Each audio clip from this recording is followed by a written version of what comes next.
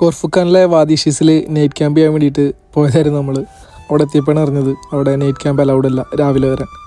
അപ്പോൾ നേരെ കോർഫുഖാൻ ബീച്ചിൽ പോയിട്ട് അവിടെ കിടന്നുറങ്ങാൻ വേണ്ടി ടെൻറ്റൊക്കെ സെറ്റ് ചെയ്തു, ബാർബിക്യൂ ചെയ്തു. അപ്പോഴാണ് അവിടുത്തെ സെക്യൂരിറ്റി പറഞ്ഞത് ഇവിടെ ടെൻറ്റ് ചെയ്തിട്ട് സ്റ്റേ ചെയ്യാൻ പറ്റില്ല എന്ന്. അപ്പോൾ വണ്ടിയിൽ കിടന്നുറങ്ങി. പിന്നെ ഒരു 2 മണിക്കൂർ കിടന്നുറങ്ങിയത് ഈ പള്ളിയിലായിരുന്നു. ഇനി നമ്മുടെ പ്ലാൻ എന്താണെന്ന് വെച്ച് കഴിഞ്ഞാൽ വാദിഷീസിൽ കുളിക്കാൻ പറ്റിയ ഒരു കിടിലൻ സ്പോട്ടുണ്ട്, അത് കണ്ടെത്തിയിട്ട് അവിടെ പോകണം. പിന്നെ നേരം വെളുത്തപ്പോഴാണ് ഈ സ്ഥലത്തിൻ്റെ ശരിയായ ഭംഗി നമുക്ക് കാണാൻ പറ്റിയത്. അപ്പോൾ ഇതാണ് നമ്മുടെ സ്റ്റാർട്ടിങ് പോയിന്റ്. ഈ വെള്ളത്തിലൂടെ നടന്നിട്ട് വേണം നമുക്ക് കുളിക്കാനുള്ള ആ സ്പോട്ടിലേക്ക് എത്താൻ. ദുർഘടപ്പാട താണ്ടി ഞങ്ങൾ വാതിലേക്ക് പോവുകയാണ്. എൻ്റെ ഐഡിയ പോയി. നല്ല തണുപ്പുള്ള ഈ വെള്ളത്തിലൂടെ ഇങ്ങനെ നടന്നിട്ട് വേണം നമുക്ക് കറക്റ്റ് സ്പോട്ടിലെത്താൻ. ആക്ച്വലി ആ സ്പോട്ട് കറക്റ്റ് എവിടെയെന്ന് ആർക്കും അറിയില്ല. അപ്പോൾ അതിങ്ങനെ നടന്ന് കണ്ടുപിടിക്കണം. നടന്നു പോകുന്തോറും ഒരു സൈഡിൽ വെള്ളം ഒഴുകുന്നുണ്ടെങ്കിലും മറ്റേ സൈഡിൽ ഇതുപോലെ കല്ലുകളൊക്കെ നിറഞ്ഞു കിടക്കണം. അപ്പോൾ അതിലൂടെയൊക്കെ നടന്നിട്ട് വേണം അവിടെ എത്താൻ. എവിടെയാണോ നമുക്ക് കുളിക്കാൻ പറ്റുന്ന സ്ഥലം കണ്ടുപിടിച്ചിട്ട് അവിടെ കുളിക്കുക എന്നുള്ളൊരു ലക്ഷ്യം മാത്രമേ ഉള്ളൂ. കറക്റ്റ് സ്പോട്ടിൽ ഇതുവരെ എത്തിയിട്ടില്ല എന്നുണ്ടെങ്കിലും ഈ ഒരു ഫ്രെയിംസൊക്കെ കാണാൻ കിടിലൻ എക്സ്പീരിയൻസ് തന്നെ ആയിരുന്നു. ഒരുപാട് നടന്നു ഇവിടെ കുളിക്കാൻ. ഈ ചെറിയ ഒഴുകണ പുഴ മാത്രമേ ഉള്ളൂ, പുഴയല്ല വെള്ളം. ഇവിടെ എങ്ങനെ കുളിക്കും ഗൈസ്? ഇത് എളുപ്പമല്ല. കുറേ നടന്ന് ടയർഡായി. എന്നിട്ട് നമുക്ക് കുളിക്കാൻ പറ്റിയ സ്പോട്ട് കണ്ടുപിടിക്കാൻ പറ്റിയിട്ടില്ല. എല്ലാം തളർന്നിരിക്കുകയാണ് ഗൈസ്.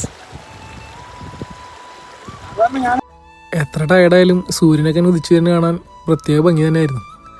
ഒടുവിൽ നമ്മളൊരു സ്ഥലം കണ്ടുപിടിച്ചു. വലിയ ആഴമുള്ള സ്ഥലമൊന്നുമല്ല, പക്ഷേ എന്തായാലും വന്നതല്ലേ ഈ സ്ഥലത്ത് കുളിക്കാന്ന് വിചാരിച്ചിട്ട് ഇറങ്ങി. പക്ഷെ അതൊരു സ്പെഷ്യൽ എക്സ്പീരിയൻസ് തന്നെ ആയിരുന്നു.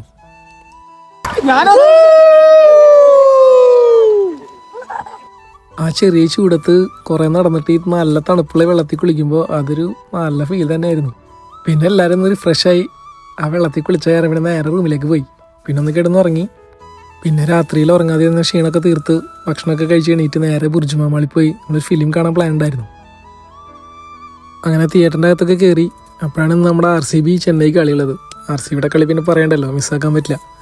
അപ്പോൾ ഫിലിം തുടങ്ങിയിട്ടുണ്ടായിരുന്നില്ല. അപ്പോൾ നമ്മുടെ പിള്ളേർ ചെന്നൈനെ അറഞ്ചം തൂക്കുന്നുണ്ട്. ടിം ഡേവിഡ് ചെന്നൈ ബോളേഴ്സിനെ എയറിലാക്കിയിട്ടുണ്ട്. അമ്മാതിരി പടച്ചായിരുന്നു. അതൊരു സൈഡിൽ നടക്കുന്നുണ്ട്. അങ്ങനെ പടം തുടങ്ങി. പിന്നെ പടത്തിലേക്കായി ശ്രദ്ധ. ഈ പടത്തിൻ്റെ ടാഗ്ലൈൻ പറയുന്ന പോലെ തന്നെ ബയോപിക് ഓഫ് ബില്യൺ ബ്രോസ്. നമ്മളൊരു മിഡിൽ ക്ലാസ് ഫാമിലിയിൽ ജനിച്ചു വളർന്നുള്ള ആൺകുട്ടികൾ ഒരു വട്ടമെങ്കിലും ഇതിൽ കാണിക്കുന്ന പല ഇമോഷൻസിലൂടെ കടന്നു പോയിട്ടുണ്ടാവും. നിങ്ങൾ കണ്ടിട്ടില്ലെങ്കിൽ തീർച്ചയായിട്ടും കാണേണ്ട ഒരു പടമാണിത്. തിയേറ്ററിലൊക്കെ അടുത്തിരുന്നിട്ട് കുറേ ആളുകൾ കരയുന്നത് ഞാൻ കണ്ടിരുന്നു. പിന്നെ പടമൊക്കെ കഴിഞ്ഞ് രാത്രി കഴിക്കാനുള്ള ഫുഡും വാങ്ങിയിട്ട് നേരെ റൂമിലേക്ക് പോയി.